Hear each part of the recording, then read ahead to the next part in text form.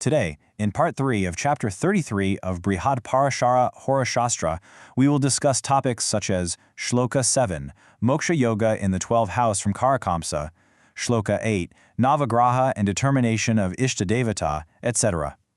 We are looking directly at one of the absolute most profound texts in Vedic history, and we're treating it not just as ancient scripture, but as a deeply structured, mathematical map of the soul's ultimate journey.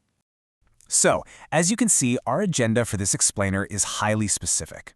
We aren't here to look at generic personality traits today. We are analyzing the precise astrological mechanics of final emancipation, moksha, and exactly how to identify the guiding deity, or Ishtadevata, for your spiritual path.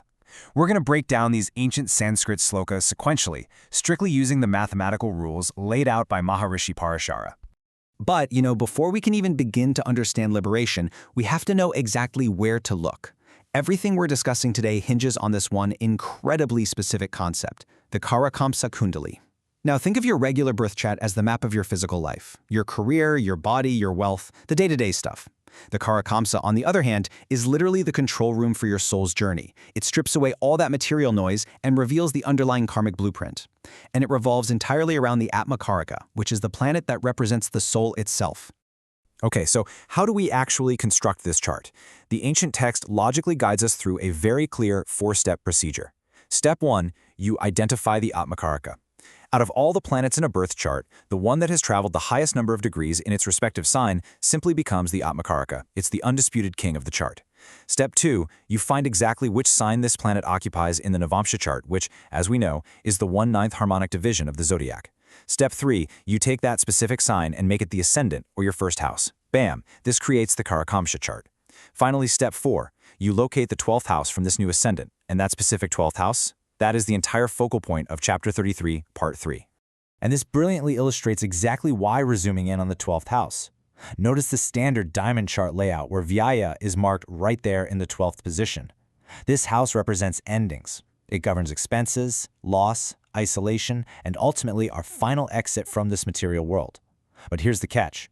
When we look at the 12th house from the Karakamsa, the soul's control room, we aren't just looking at financial expenses. No way.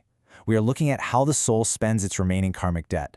We're analyzing your spiritual destiny, expenditures on good and charitable accounts, and the real potential for a final, ultimate release. Let's look directly at the original Sanskrit from our source text, specifically verse 7. The phrase begins with Vyaya cha kevale keto. Now, Vyaya means the 12th house, and here it specifically isolates the planet Ketu. The text is laying out a highly specific planetary combination, a true moksha yoga, which dictates the exact conditions under which a soul achieves ultimate liberation. To make this perfectly clear, let's look at the direct English translation derived from the text. Shloka 7 states that if there is a benefic planet in the 12th from the Karakamsa, expenses will be on good accounts. But the absolutely crucial part is this: if Ketu is placed in this 12th house and is aspected by or conjoined with a benefic planet, the native attains heavens after death. Furthermore, in specific signs like Aries or Sagittarius, Ketu in the 12th, aspected by a benefic, grants final emancipation, meaning the cycle of birth and death is permanently broken. That is huge. So the real key here is understanding the layers of this ancient wisdom. On one side, we have the literal scriptural translation, right? Ketu in the 12th house from the soul's significator grants heaven, but the philosophical meaning is where the true insight really lies. Think about it. Why Ketu? In Vedic astrology, Ketu is the headless planet. It represents supreme detachment, intense spirituality, and the ruthless cutting away of illusions. The 12th house is the house of release. So when the planet of ultimate detachment occupies the house of release for the soul's chart, it acts like a cosmic scalpel. It steps in, severs the final earthly ties, and grants true ultimate spiritual liberation. But how does this actually apply to a person living today? While the practical significance of having this moksha yoga in a modern chart is profound, it doesn't mean the person is just literally floating in the clouds. Actually, it indicates a deep, inherent spiritual inclination that's practically built right into their DNA. It foretells that their major expenses in life, whether that's money, time, or energy, will naturally, almost inevitably flow toward charity, ashrams, or good deeds. Their entire life trajectory is subconsciously geared towards seeking liberation and truth, heavily prioritizing spiritual growth over the mere accumulation of material wealth. Now you might be thinking, well, not everyone has Ketu in the 12th house from their Karakamsa, and Parashara absolutely knew this. Let's move smoothly into Shloka 8. The text transitions seamlessly into explaining what happens when other planets, the Navagraha, occupy this critical 12th house. This placement provides the precise mechanism for determining the Ishtadevata, which is the guiding personal deity of the soul. The ancient sages literally left nothing to guesswork here. Looking at this precise mapping, we can identify the exact divine archetype the soul is meant to align with.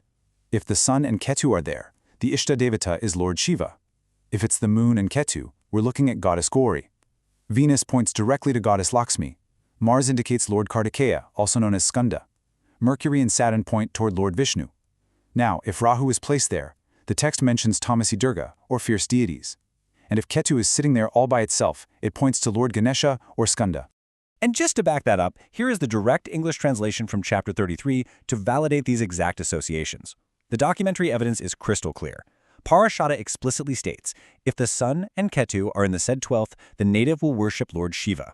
This just proves the rigorous, systematic research and observation behind these ancient deity associations. It's not a random selection. It is a highly calculated, precise astrological metric. Much like the Moksha Yoga we discussed, we really must look at the duality of this translation. The literal meaning is pretty straightforward. Worship the specific deity corresponding to the planet in your 12th house to ensure a smooth spiritual journey. Simple enough. But the philosophical meaning, it is incredibly deep. Finding your Ishtadevata is really about harmonizing your consciousness with the exact divine frequency that your soul uniquely requires. Every single planet emits a different energetic frequency, and these deities are archetypal representations of those energies. So you are essentially tuning your soul's radio to the exact frequency it needs to resolve its own unique karmic signature. The practical application of this knowledge today is just as powerful, if not more so, than it was thousands of years ago. Knowing your Ishtadevata acts as a highly personalized spiritual compass. In a modern world absolutely full of distractions and countless spiritual paths pulling you in every direction, it focuses your meditation on the single archetype that genuinely resonates with your inner blueprint.